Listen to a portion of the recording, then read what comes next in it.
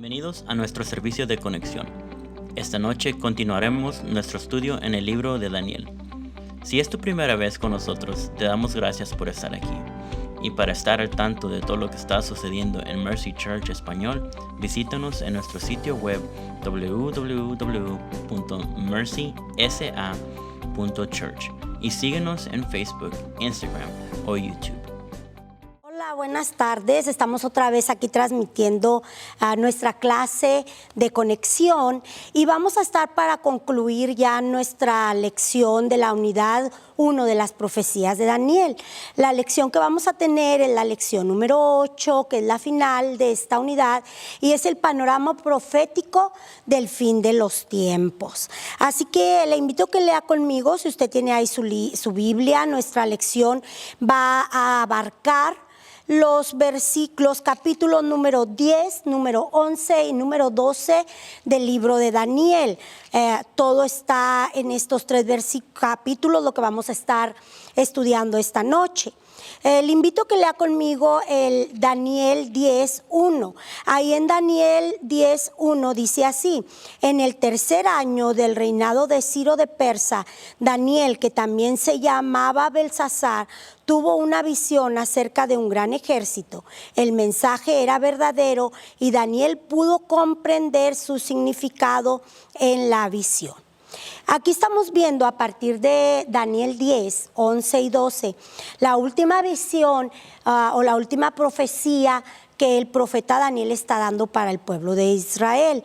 Durante la semana pasada estuvimos viendo que él había estado orando, buscando la presencia de Dios para que Dios le diera sabiduría acerca de lo que se le estaba manifestando. Pero nosotros, si leemos el versículo 2 del capítulo 10, podemos seguir leyendo que Daniel seguía insistiendo en oración, seguía insistiendo en ayuno, seguía buscando el rostro de Dios. Dice ahí que tenía 3 semanas en ayuno y él en este tiempo trataba de inquirir y trataba de buscar más la presencia de Dios para que las revelaciones, la manifestación de Dios fuera con él. En esta porción del capítulo 10 nosotros vamos a estar viendo acerca de esta última visión que Daniel tiene. En esta visión, hermanos, nosotros vamos a ver que se le presentó la visión el día 24 del mes primero. Y si leemos, y ya en lo que leímos del 10, nosotros nos vamos a poder dar cuenta que él está hablando acerca del tercer año, del reinado de Ciro de Persa. Él, Daniel, fecha la visión, y no solamente fecha la visión, sino, por así decirlo, firma la visión, porque no solamente pone que es Daniel, sino también pone que es Belsasar, el nombre que le dio el rey Nabucodonosor cuando él llegó a vivir a Babilonia.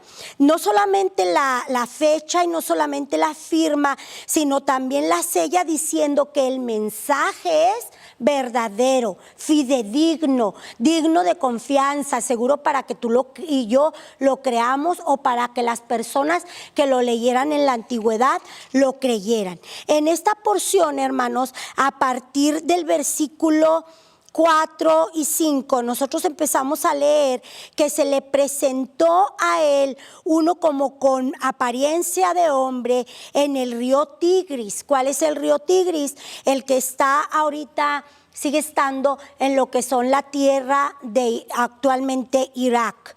Estando ahí, él en el camino junto al río Tigris, dice que el versículo 5, que se levantó sus ojos y vio ante él un hombre vestido de lino con un cinturón de oro más refinado.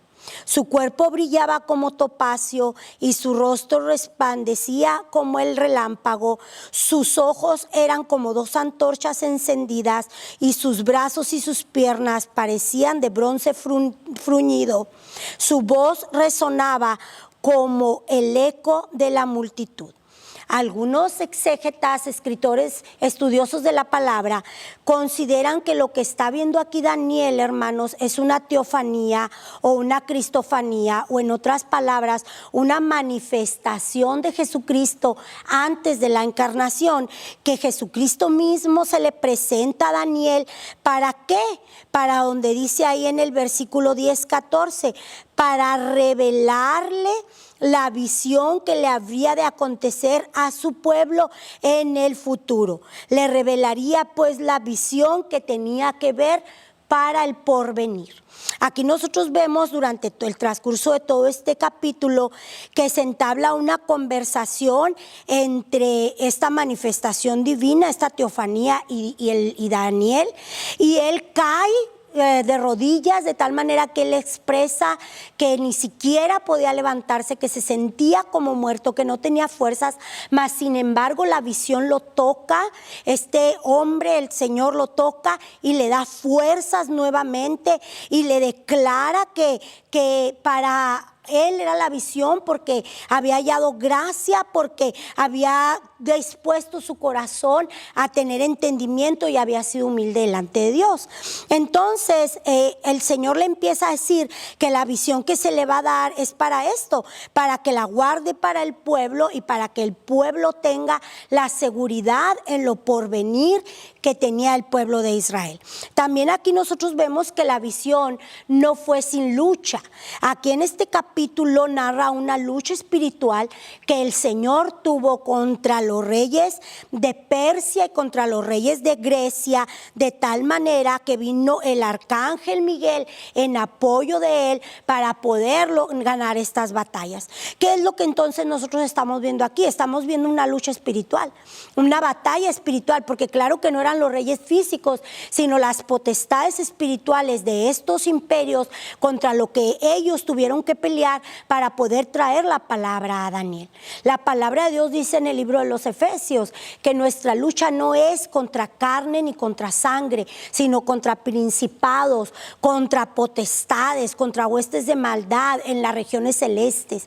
Entonces nosotros, hermano, aquí nos hace conscientes de que hay una lucha espiritual previa a que sean contestadas nuestras oraciones. Más adelante, en el capítulo número 11, nosotros empezamos a ver que ahí se empieza a relatar o a desarrollar la visión que se le va a entregar al profeta Daniel. En esta visión, hermano, que se le va a entregar a partir del 11:1, si usted tiene ahí su Biblia y leemos juntos, dice: cuando Darío el Medo estaba en el primer año de su reinado, le brindé mi apoyo y mi ayuda. Aquí podríamos pensar en su momento que es otra visión, porque nos está dando otro rey y aparentemente otra fecha, pero no es así, hermano. El rey Ciro de Persia y el rey Darío el Medo reinaron simultáneamente. Si nosotros recordamos en las clases anteriores, en el capítulo 7 de Daniel, 7:5, ahí nos hace la revelación de la visión que tuvo Daniel. En esta revelación de esta visión que Daniel tuvo, nosotros estamos viendo a un oso que se levanta con los lomos tan grandes, que uno era más alto, más elevado que el otro, pero los lomos ahí estaban. Entonces, ¿qué es lo que nosotros estamos viendo aquí? Estamos viendo a estos dos reyes reinando simultáneamente, a Ciro reinando con más poder que lo que reinaba Darío el Medo, pero los dos reinaban el imperio medo-persa al mismo tiempo. Entonces, lo que está diciendo Daniel, que la visión es en el mismo tiempo, que la visión es bajo el reinado de los mismos reyes, y entonces declara ahí que allí estaba él, hermanos, colaborando con estos reyes en este periodo de su reinado. Y entonces en el 11:2 nosotros vemos que empieza a darse a conocer la verdad o la visión que el Señor quería que el profeta escribiera para que el pueblo tuviera conocimiento y dominio de ella. En esta visión, hermanos, dice ahí el 2:2, dice: por ahora voy a darte a conocer la verdad. Van a levantarse en Persia 3 reyes más, y hasta el cuarto, el cual será más rico que los otros 3. ¿De qué está hablando aquí, hermano? Bueno, pues aquí está hablando acerca de los reyes que serían los sucesores del rey Ciro y del rey Darío. Estos reyes, hermano, eran 4, y aunque la Biblia solamente los menciona como 4, la historia de la humanidad, hermanos, los registra aún por sus nombres. Estos reyes, hermanos, serían el rey Cambiasis, que reinó en el 530, el rey Guatama, que reinó en el 522, el rey Darío el Grande, que reinó también en 522, y el rey Jerjes, que fue el más rico, el más grande de estos, que reinó en 586 y que tuvo la osadía, el valor o la visión para ir a luchar hasta la misma tierra de Grecia. Cuando él estaba luchando en Grecia, que no tuvo los resultados favorables que él esperaba, al poco tiempo de esto, en la misma Grecia, se levanta este macedonio, Alejandro el Grande, para venir a conquistar toda la tierra conocida de este tiempo y aún conquistar la misma Medo-Persa.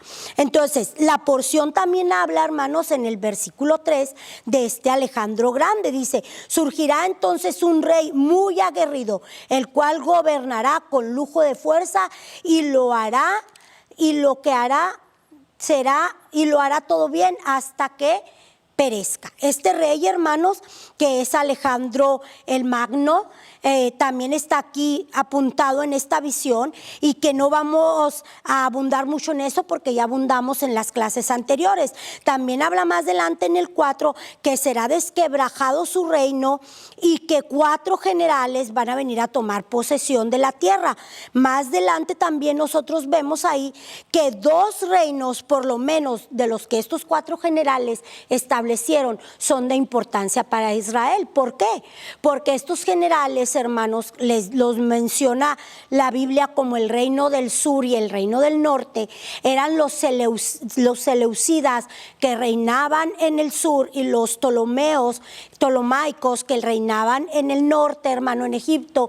Estos 2 lucharon por años y años, por siglos y siglos, estando en medio de ellos Israel, y siendo Israel un tiempo posesión de unos y otro tiempo posesión de otros. Y el pueblo israelita sufrió bastante por las luchas, por las guerras que estos 2 reyes tuvieron, que estos 2 reinos tuvieron, el reino del norte y el del sur. La historia es comprobada, hermanos, cuando nosotros leemos aquí la Biblia en el capítulo 11.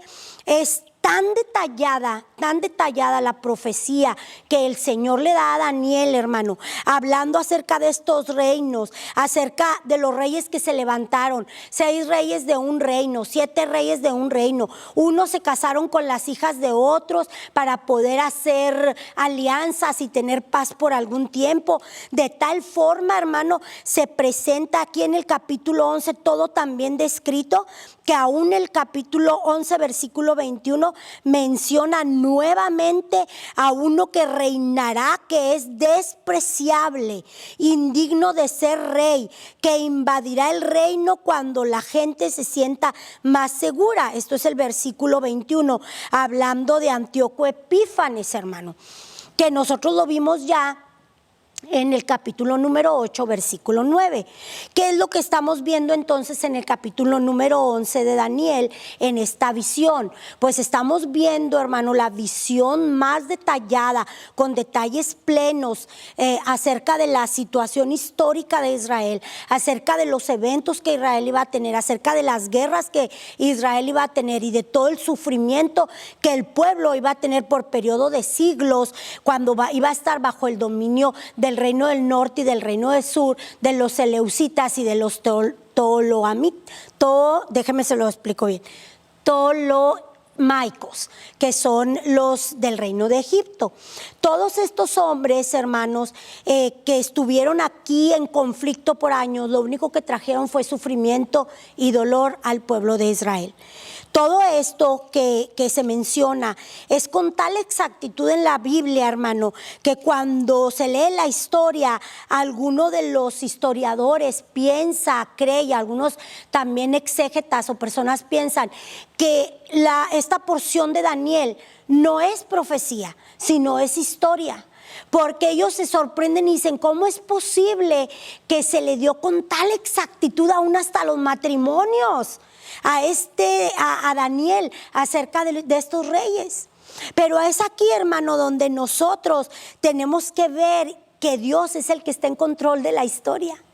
Que cada cosa que se ha escrito en la historia, cada evento histórico, cada suceso, cada personaje, cada situación que se ha presentado, no se le ha ido a Dios de las manos. Dios tiene todo en control. Dios es el dueño de esta tierra y de su plenitud, dice la palabra, del mundo y de los que en él habitan.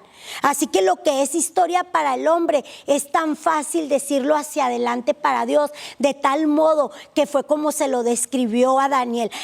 Por así decirlo, hermano, si lo pudiéramos poner, parafrasear de alguna manera o ilustrar de alguna manera de cómo estamos ahorita, es como si el Señor Jesucristo le hubiera dicho a Daniel, mira, toma asiento y te voy a correr una película, para que tú al ver esta película vayas anotando. Va a pasar esto, va a pasar lo siguiente, y le hace la boda real, y le hace la guerra, y luego la otra boda, y luego la otra guerra, y luego se levanta un rey, y luego se levanta otro, la coronación de uno de otro. Si lo pudiéramos hacer en una película, lo podríamos hacer así, hermano. Quizás así lo fue viendo Daniel en una visión, como una película que pasaba enfrente de él, y él lo fue escribiendo. ¿Para qué? Para beneficio del pueblo de Israel, pero no solamente del pueblo de Israel, sino del beneficio nuestro también. Para que nosotros pudiéramos abrir los ojos y decir, wow, qué maravilloso y todopoderoso Dios tenemos, que tiene el poder para hacer unas películas maravillosas, aun cuando todavía ni siquiera la meca del cine Hollywood existía. Todavía ni siquiera existía nada de esto, hermano, y él ya podía pasar la visión para que sus hijos la pudieran entender, para que se pudiera comprender. Es así nuestro Dios, hermano, un Dios que tiene cuidado y que le dice, quiero enseñarte en una visión, en una película, todas las cosas del porvenir, para que las escribas, para que las selles, para que las marques y para que sean de beneficio a mi pueblo. Porque sí, vienen guerras, vienen hombres perversos a gobernarles, vienen situaciones difíciles, pero yo sigo estando ahí. Yo sigo siendo Dios, yo sigo siendo aquel que gobierna, aquel que rige las naciones, aquel que pone reyes y quita reyes, que está a cargo de todas las cosas, y que a su determinado momento yo levantaré al Rey de Reyes y Señor de señores, para que se vuelvan a establecer como nación, para que vuelvan a tener la esperanza, para que todas las promesas que yo les he dado se cumplan. La profecía era con propósito, no sin propósito. Y sabe, quizá para nosotros en este tiempo podemos decir, no la entiendo toda, no la entiendo, entonces ¿qué va a pasar si no la entiendo? Pues si no la entiende no va a pasar gran cosa, hermano, porque nosotros no somos salvos por la profecía, somos salvos por fe. Pero la profecía nos sirve a nosotros para entender y comprobar que el Dios al que nosotros servimos es Dios fiel y verdadero, que lo que dice en su palabra lo cumple, y que si Él lo cumple, entonces no solamente cumplió lo pasado, sino cumplirá lo futuro, lo que está por venir. Y en el versículo capítulo 12 y versículo 1 en delante, entonces ahí nosotros también tenemos, hermano, situaciones que están por venir. Desde el capítulo 11, hermano, algunos exégetas consideran que la historia de Israel llegaría hasta el versículo 35, en donde habla acerca de todas estas guerras y estos imperios que yo le he mencionado. Del 36 en delante, 11:36 en delante, ahí es donde los estudiosos, hermano, marcan acerca de la parte de la profecía que todavía para ellos no se ha cumplido. En el versículo 35 en delante se supone, hermanos, que ahí empieza a abarcar los acontecimientos que todavía se han cumplido, y empieza a marcar las personas, las señales y todas las situaciones que todavía estaban por el porvenir y que siguen estando en el porvenir por nosotros. Porque aquí está mencionando, hermano, acerca del tiempo del reinado del anticristo, acerca del reinado de la bestia, acerca del tiempo de la gran tribulación, acerca de la batalla del Armagedón, que está ahí en los versículos 36 35 hasta el 45. Durante estos versículos, hermano, habla acerca de todos estos acontecimientos que todavía no se han efectuado en la humanidad, pero que se cree y tenemos la seguridad que se van a efectuar. ¿Por qué? Porque si ya se efectuaron los anteriores, sin duda estos se van a efectuar. Sin duda va a venir alguien, hermano, que va a querer sentarse como Dios a gobernar sobre todas las naciones, y sin duda hasta que no venga el Todopoderoso otra vez en su segunda venida, terminará con este reinado, terminará con su poder, y entonces vendrá toda la restauración y toda la restitución para Israel que se promete en la palabra. A partir del capítulo 12:1, hermanos, nosotros podemos ver ahí cómo es que se levanta Miguel. Nuevamente lo menciona en el 12:1, dice: entonces se levantará Miguel, el gran príncipe protector de tu pueblo. Habrá un periodo de angustia como no ha habido jamás desde que las naciones existen, pero tu pueblo será liberado. Todos los que están escritos en el libro serán liberados. Cuando habla acerca de Miguel, hermano, en la Biblia, las menciones que se hace de Miguel, siempre se hacen las menciones referentes al pueblo de Israel. El arcángel Miguel siempre está luchando, intercediendo, dándole a ganar las victorias al pueblo de Israel. Por eso aquí se le menciona como el príncipe, como el gran príncipe, dice, de tu pueblo, dice, el gran príncipe protector de tu pueblo. Al estar ahí en esa lucha, como le digo, quizás está mencionando aquí acerca de la última batalla, la batalla del Armagedón, que dicen los exégetas que también se presenta en Apocalipsis 16, los versículos 13 al 16, ahí donde se presenta esta batalla y donde luchará el mismo Señor y el arcángel, y ahí habrá una gran batalla y será triunfador, y entonces ganará el Señor y se establecerá su reino, y entonces Israel será restablecida en su totalidad, hermano. Dice ahí: se levantarán las multitudes de los que duermen, algunos de ellos para vivir para siempre y otros para quedar en vergüenza y en confusión perpetua. Está hablando aquí también acerca de la resurrección de los muertos en los días postreros, hermano, en el final. ¿Cuál resurrección? Aquella que era tan conocida para los israelitas, de tal manera que cuando muere Lázaro, el hermano de María, y se le presenta el Señor Jesucristo a María, María le dice, el Señor le pregunta: ¿Tú crees que tu hermano va a resucitar? Y María le contesta: sí, Señor, yo sé, yo creo que va a resucitar en el día postrero. Bueno, eso es a lo que se refieren. Israel tenía esta esperanza, esta promesa, esta seguridad de que los muertos irían a resucitar en el día postrero. Sí, unos quizás para condenación eterna y otros para morar eternamente con el Señor. Y dice el 3: pero los entendidos, los sabios, dice mi versión internacional, resplandecerán con el brillo de la bóveda celeste, y los que instruyen a multitudes en el camino de la justicia brillarán como las estrellas por la eternidad.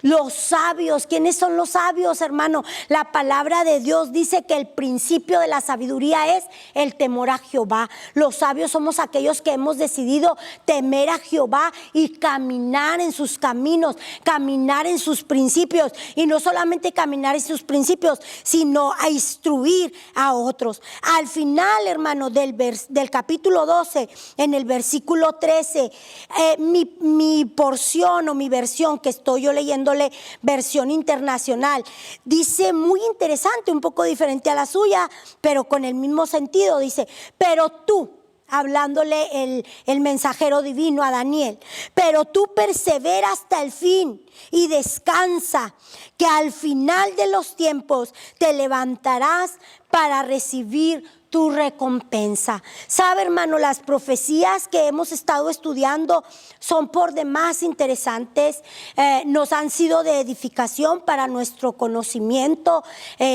teológico, para poder aprender y para poder dar explicaciones a otros de las promesas que el Señor ha dado, de las profecías que el Señor ha dado y que se han cumplido, de las situaciones que todavía están por venir. Pero no solamente eso, podemos aprender esta tarde, esta noche, hermano, de la perseverancia que este hombre Daniel tuvo. Nosotros vemos al inicio del libro de Daniel a un joven de 20 años, pero al final del libro de Daniel estamos hablando de un anciano de cerca de 90. Un hombre viejo que por más de 70 años, o quiero yo pensar que desde el inicio de su vida, por 90 años casi quizá de su vida, él estuvo firme y fiel, parado en la roca inconmovible, parado en lo que él creía, perseverando en lo que él ha creído, no fluctuando, hermano. La palabra de Dios dice: no fluctuéis, no seas llevado de cualquier viento de doctrina, no seas como una persona de doble ánimo, sino persevera, mantente firme en qué, en lo que has creído. Si usted estuvo leyendo las lecturas bíblicas, hermano, o el alimento bíblico que tuvimos para toda la semana, usted pudo leer en el Salmo 37 que ciertamente los impíos tendrán su pago, pero los justos tendremos nuestra recompensa. Usted pudo haber leído que en Dios nosotros tenemos esperanza de paz, que nosotros podemos regocijarnos en tiempos difíciles. Dice Habacuc 3, del 16 en delante, dice: alégrate, gózate. ¿En qué? En tu salvación. Aunque la higuera no florezca. ¿Qué quiere decir esto? Aunque no tengan nada. Ahorita estamos en un tiempo en que mucha gente no tiene nada, en que ha perdido trabajo, en que ha perdido salud, en que ha perdido seguridad, confianza, porque no se trata solamente de tener un techo, se trata de que mucha gente tiene temor. Pero yo te quiero decir esta tarde que te alegres en la salvación que tienes, porque el Dios que tú tienes te promete que vas a salir adelante. Que aunque no haya nada de eso, te goces y te alegres en el Dios de tu salvación. Porque ¿de qué le sirve al hombre, hermano, ganar el mundo si que él pierde el alma? ¿De qué nos sirve tener dinero? ¿De qué nos sirve tener salud? ¿De qué nos sirve tener casas? ¿De qué nos sirve poder andar ahorita en todas partes si estuviéramos perdidos? Pero quizás estando ahí en lo escondido de nuestro hogar, al único lugar al que podemos voltear es hacia el cielo y decir: Señor, he perdido todo, pero que no te pierda a ti. Que no te pierda a ti, que yo me mantenga ahí. En las lecturas decía: velad y orad. ¿Sabe, hermano? Lo que yo también aquí puedo leer en este último versículo es que le dice: persevera hasta el fin, pero también descansa. ¿Descansan que en tus fuerzas? ¿No? Descansa en las fuerzas que Dios te da. Aquí en el capítulo 10, hermano, acabamos de leer que él cayó como muerto, que no se podía sostener, pero vino el Señor y lo tocó y le dio fuerzas. Pues es lo mismo hoy, hermano. Quizá tú te sientes desalentado, temeroso, desanimado, pero el Dios que tenemos todavía puede tocarte esta tarde y darte nuevas fuerzas, levantarte y decirte: todavía te resta camino. ¿Qué necesitas? El Dios que tú tienes es el Dios que puede suplirte, el Dios que puede ayudarte, el Dios que puede hacer lo que tú necesitas para seguir adelante. Descansa en Dios. La palabra de Dios dice: venid a mí. ¿Quiénes? Los cansados, los trabajados. ¿Por qué? Porque Él es el único que nos puede hacer descansar. Aun cuando llevamos su yugo, porque dice: mi yugo es fácil y ligera mi carga, yo los hago descansar. El Señor nos hace descansar, hermano. También ahí mismo en ese versículo dice: al final de los tiempos tú te levantarás y recibirás recompensa. ¿Sabe qué puedo ver aquí yo, hermano? Una promesa. Una promesa que todo lo que escribió este hombre en el transcurso de su vida, de sueños, de visiones, de profecías, se cumplieron. Y aunque él no las vio cumplidas, muchas de ellas, y aunque él se quedó esperando algunos eventos por acontecer para el pueblo de Israel, aún así él murió creyendo que todas las promesas y todo lo que el Señor había prometido se cumpliría, porque el Dios al que él conocía era Dios todopoderoso. Yo leía, hermano, y cuando leía yo estuve estudiando este libro de Daniel, a este hombre se le presentó el ángel Miguel. A este hombre se le presentó el arcángel Miguel, el ángel Gabriel, el arcángel Miguel, el mismo Señor Jesucristo. Y yo me ponía a pensar y decía yo, wow, ¿qué clase de hombre era este? Un hombre consagrado, hermano, a la oración, al ayuno, a la búsqueda de Dios. Dice ahí, yo me negaba hasta perfumarme. Es una expresión para decir que se negaba a tener lujos o a tener cosas que le satisfacieran o que le dieran placer, para antes de eso servir a su Dios. ¿Sabe qué necesitamos en estos tiempos que vivimos, hermano? No hombres y mujeres que solamente estén predicando de cosas que le convienen al pueblo, porque para las cosas que nos convienen es muy fácil, sino de predicarle a la gente que si se consagran, que si se apartan, que si se mantienen consagrados para Dios, entonces Dios cumplirá sus promesas en ellos. Porque sabe que yo no quiero que Dios cumpla promesas para mí, solo para esta vida. Porque ahora todos predicamos y todos queremos, ay, que Dios te bendiga hoy, que Dios te dé, que tengas. Ese no es el propósito. El propósito es para eternidad. Por mucho que nosotros, que usted y yo vivamos aquí, no vamos a vivir más de 100 años. Pero eternamente, hermano, ¿cuánto tiempo vamos a estar? De estos 100 años que usted y yo vivamos aquí, depende nuestra eternidad. Viviríamos tan diferentes si entendiéramos que cada día que vivimos, que cada cosa que decimos, que cada cosa que hacemos va formando el peso de la integridad de nuestra vida para la eternidad, no para este momento, para la eternidad. Cuando entonces viene este entendimiento a nuestra mente y esta revelación a nuestra vida, podemos entender que un día, aunque aquí no sea muy feliz, aunque aquí no tenga muchas ganancias, aunque aquí no esté muy bendecida y prosperada, entre comillas, como dice mucha gente, eso no es lo importante. Lo importante es que yo permanezca fiel en mi corazón, que yo mantenga mi vida limpia y que yo esté consagrada, perseverando hasta el final, descansando en sus promesas, para un día levantarme y recibir la recompensa que el Dios Todopoderoso y Altísimo tiene para mí. Aquí en su expositor hay algunas palabras, algunas preguntas para que usted reflexione en ellas. Esta tarde yo quiero invitarle a que usted y yo reflexionemos y nos preguntemos, ¿cómo estoy viviendo para el Señor? Durante estas semanas estuve estudiando acerca de un hombre que vivía una vida íntegra. ¿Qué clase de vida vivo yo? ¿Cómo estoy yo? Si el Señor se presentara a hablarme a mí en esta hora, ¿podría estar yo de pie? ¿Podría yo hablar con Él? ¿Podría ser ministrada yo por Él? ¿O tendría que caer fulminada, muerta?